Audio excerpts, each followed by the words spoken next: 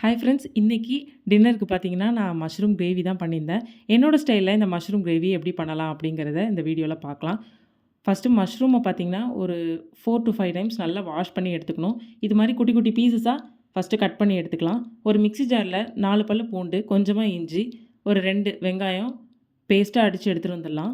Next ஒரு கடாயில கொஞ்சமா ஆயில் ஆட் பண்ணிட்டு, கட் பண்ணி வச்சிருக்கிற மஷ்ரூம ஃப்ரை பண்ணிட்டு, வேற ஒரு பிளேட்க்கு மாத்திடலாம். அதே கடாயில கொஞ்சமா ஆயில் ஆட் பண்ணிட்டு, நாம அரைச்ச பேஸ்ட்டை வந்து உள்ளே ஆட் பண்ணிடலாம்.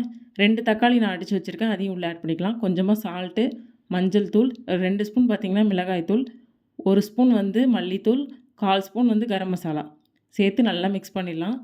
இப்போ ஃப்ரை பண்ணி வச்சுருக்கிற மஷ்ரூமையும் நம்ம உள்ளே ஆட் பண்ணிக்கலாம். இப்போ ஒரு 5 மினிட்ஸ் நல்லா வந்து லோ ஃப்ளேமில் வச்சுட்டு ஓப்பன் பண்ணி பார்த்தீங்கன்னா மஷ்ரூம் நல்லா குக் ஆகிடும். ஃப்ரெஷ் க்ரீம் ஆட் பண்ணிவிட்டு கஸ்தூரி மேத்தி போட்டு இறக்குனிங்கன்னா ஒரு சூப்பரான மஷ்ரூம் கிரேவி ரெடி.